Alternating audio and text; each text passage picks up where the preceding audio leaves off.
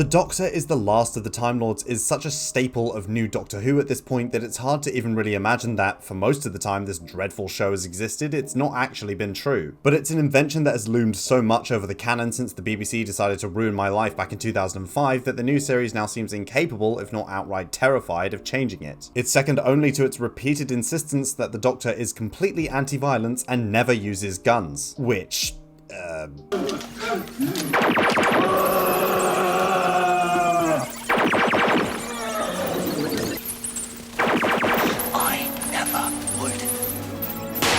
So today I want to take a look at how the classic series handled the Gits from Gallifrey, how the new series handled them, or didn't handle them, and then give you my pitch for how they can be fixed. Sound good?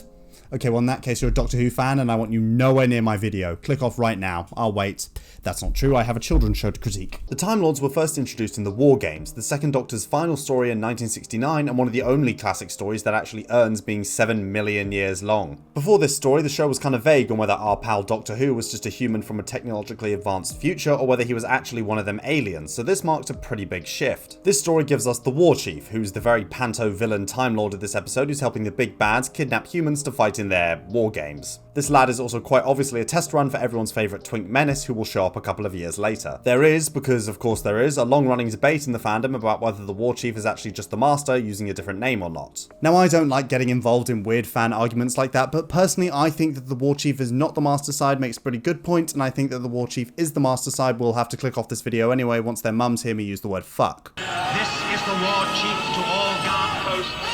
Close section areas. Detain 2 resistance members. The Doctor deems the baddies a monumental enough threat to some of the Time Lords, and there's a real fear attached to them in this one. The Doctor knows that there will be grave consequences for him and his friends even after these strategy game losers have been defeated. A good chunk of the 10th and final episode is dedicated to the Doctor and friends attempting to outrun the Time Lords but being thwarted by their mysterious otherworldly powers. When the TARDIS is forcibly returned to likely Gallifrey, the name hadn't been used on screen yet, the Doctor is judged in this void-like atmosphere that has a constant otherworldly drone in the background. There's a real sense of unreality here, almost like we've been removed entirely from space and time to be judged by a totally unreadable alien tribunal. And this is the only time that the Time Lords are portrayed in this way. The Master is the next one to show up 2 years later, as I said, but we all know what their deal is, trying to take over the world just so they get their high school situationship's attention and can be knee-deep in the time machine passenger seat. No, what's more interesting to me is the unnamed Time Lord who shows up in the Master's first story to warn the Doctor that he's knocking about on Earth now. Also, look me in the eye before you type out your little comment and honestly tell me that you think I don't know what this guy's name is. I've read TARDIS wiki entries you people wouldn't believe. He is already completely different from the Time Lords we would have seen not even 2 years ago. They've gone from enigmatic and all-seeing guardians of the mystical web of time to bumbling civil servants. Or at least this one has. Maybe it's a midlife crisis sort of thing. You can't even really blame it on a new behind-the-scenes team tossing out old ideas. Terrence Dicks, the man largely responsible for the creative direction of the Third Doctor's era, co-wrote the War Games.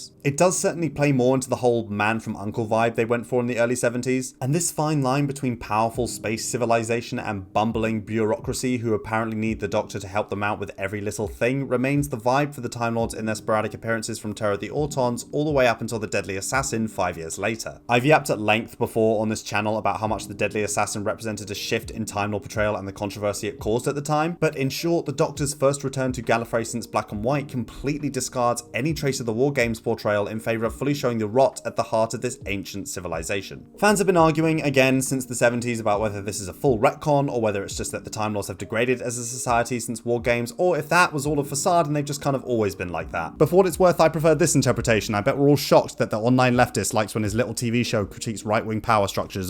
This new comically corrupt, decaying gerontocracy vibe stays pretty static for the remainder of the classic series Gallifrey stories, which fandom wisdom says are all bad. And I'm here to challenge that because I think that the Five Doctors is fantastic, actually, and Arc of Infinity is fine, and some of Trial of a Time Lord is also fine. Pray that I never give my unfiltered thoughts on Invasion of Time, because Robert, what the fuck? So the last enduring image of Gallifrey that we get from the classic series is the Sixth Doctor calling them all a bunch of psychos who let him be put on trial by an evil future version of himself. Don't ask, it's as well thought through as it sounds. And while the show was off the air, this was also the prevailing portrayal of Time Lord society in all those books that are now £4 billion to get a used copy of. Some of the mystery and control over the laws of time was brought back occasionally, but the perfectly functioning, if still outwardly authoritarian society left with the War Games. The new series, which, yes, we can still definitely call new if you're younger than the carnivorous bin, keep it to yourself. New Doctor, new Daleks, new Cybermen, but no new Time Lords. Russell the Davis shocked the world in the second episode of the revival when the 9th Doctor informs us that his planet is gone. Not only that, it was destroyed in a war fought between the Daleks and the Time Lords. I know sometimes these days there's this idea that major changes like these were just accepted by the fans, but that's because most of us never bothered to log on to the Outpost Gallifrey trenches. Doctor Who fans, as always, were not happy. In hindsight, it's easy to understand why some long-time viewers may have been a bit apprehensive about most of their social interactions, but also this. It's a big swing to just murder all of, or almost all of, the main character's species off screen, especially when they were a mainstay of the original series. But most of us these days can agree that it was the right direction to take the show in. It added a lot of depth to the Doctor's character and their motivations. 9 and 10 especially wouldn't be so compelling without the absence of Gallifrey, which doesn't even get mentioned by name on screen in the new series until the runaway bride of all episodes. Mind you, Pertwee first said it while staring at an angry potato man in the Middle Ages, so it all checks out. The first full reappearance of Gallifrey in the new series is Tennant's final, well, formerly final, story, The End of Time. And this one does feel like the natural progression of the Time Lords classic series portrayal. They're being led in the last days of the Time War by Rassilon, who's like Time Lord George Washington and also a complete lunatic who intends to destroy the universe so that the Time Lords can ascend and become beings of pure thought to escape the Time War. He decided to do this by planting a repetitive drumbeat in the Master's head when they were a child and then using that to pull Gallifrey through time, which is a lot to throw at someone at 7 PM on New Year's Day, but that's another video. It stands in complete contrast to how the Doctor described the Time Lords in the Series 3 finale as these perfect observers of time and space, vowing never to interfere in the affairs of other planets, which anyone who's watched any Gallifrey story from the classic series will know is hilariously untrue. This isn't the first time they've screwed with the Earth, let me tell you. I don't think this is a plot hole or anything. To me, it's a great way to portray how the Doctor handles their grief. When the Time Lords were actually around, they wanted very little to do with them most of the time, but now they're gone, they can only see Gallifrey through rose-tinted, gold-scored glasses. The second that the Time Lords actually return, though, the reality hits them. They've spent the entirety of the new series thus far longing for Gallifrey to return, but the second they're confronted with the reality of that actually happening, they know it can't. Gallifrey has to die for the Earth and for everyone else alive in the universe to live. I have my issues with The End of Time, but I think that's a really good conclusion to that emotional arc. The Doctor learning to see Gallifrey for what it was and not what they wanted it to be, before being reminded, partly through the farewell montage, which is better than anything before it, that the Earth has always been their real home. That's partly why the 11th Doctor era flounders a bit for me when it comes to the whole lonely god thing, because once the Time Lords have physically returned on screen, there's not a huge amount more you can do with it. Like I said, the emotional arc has kind of concluded, and I think Moffat knew that the only real way forward was a permanent return. We can argue about the effectiveness of exactly how Day of the Doctor does this, by which I mean you can, but in my opinion, it was just as good a decision to bring all the Time Lords back, kind of, here as it was to vaporize them 8 years prior. And now, my friends, I get to talk about how much I love the 12th Doctor era again. All Capaldi was let down by the writing comments from here on out carry the death penalty. Thank you for your cooperation. Because, look, the last of the Time Lords thing worked great for 9 and 10 and was okay for 11 while clearly about to run out of track. But the return of the Time Lords meant that we could go back to the Doctor just being some weirdo careening around the universe in their little box, which is my preferred interpretation of the character and something that was the dominant vibe for them in the classic series. But it didn't really return in the new series until Capaldi came on the scene. I suppose I just like the idea of the Doctor on Gallifrey being a nobody, while still being basically landed gentry, but by Time Lord society standards, a fuck up. A below average student with ideas that don't fit into society, and so they're made to feel second rate. It's only when they decide to steal a time machine and start sailing around the universe that they discover that they are quite good at a lot of stuff. They're a bad Time Lord, but a good person, if you're picking up what I kind of just puked on your shoes just now. They've become extraordinary due to the things we've seen them do. We don't just have to be told that the Doctor is a great hero or a figure of legend.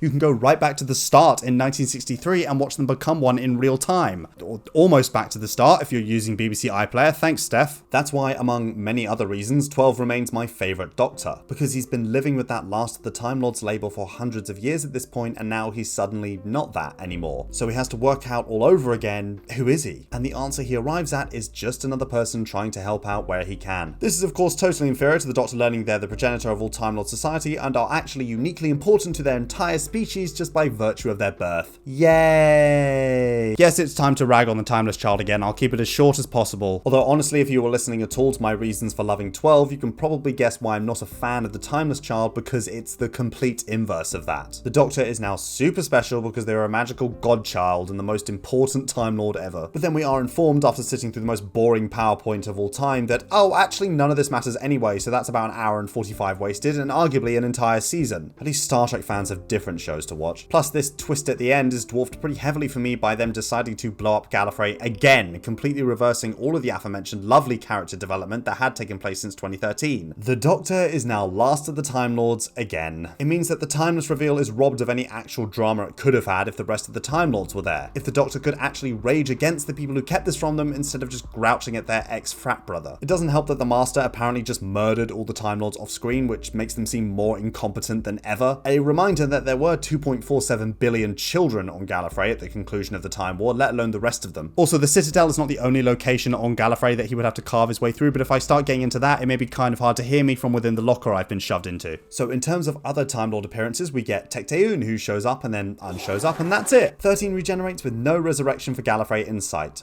But the whole thing with Gallifrey was maybe vague enough that there could be room to push the series forward. I am the last of the Time Lords. I am the last of the Time Lords. Oh goody, don't we have fun? Yeah, I think like many of us, I was holding out that Russell's return would mean a full Time Lord return, either with a timey-wimey hand wave or just straight up ignoring it because who the hell watched Series 12 anyway? But no, instead we get not just a begrudging acknowledgement or quiet acceptance, but a loud and proud declaration once again that we have returned to the 2005 Time Lord status quo. And as much as I did enjoy Series 14, this backward step is really not helping the RTD1 retread allegations so far. Like I said, this aspect of the Doctor's character had already run out of narrative steam by 2010, so I'm really hoping there are plans somewhere down the line to course correct. Oh, Owen, you just want all your Deep Lore Glub shittos to show up. You have no power with that anymore. They put Beep the fucking Meep on BBC One and I can't even get a monk mention. But seriously, I'm not saying that they should just put it in reverse even further and go all the way back to 1976. Doctor Who is a show that should grow and change to survive, and I think that there is a lot that could be done with the Time Lords in the post-war era. The Series 9 finale gave us a pretty interesting glimpse of that. The once great and mighty Gallifrey rendered even more pathetic than it was in Deadly Assassin, with a Rassilon who can now be overthrown just by Capaldi glaring at him for long enough. Or what about Time Lords who are now forced to be a nomadic people after the destruction of Gallifrey, forced into a way of life that they once effectively executed the Doctor for pursuing? How would being cut off from the untempered schism affect them? What about regular Gallifreyans who aren't Time Lords? There's a lot of narrative potential here, and I think in an age of TV where people aren't really put off by deep and intricate lore anymore, by Russell's own admission, there's not really any excuse to go for the easy way out. I don't necessarily want Gallifreyan politics to be vital to every single episode and series going forward, but I do think that contrast between the Doctor and the society they chose to run away from is always a rich world to draw revealing character moments from. It makes for a more fleshed out Doctor and a more fleshed out universe. So, in short, how do we fix the Time Lords? Stop killing them all the time, you fucking nutters!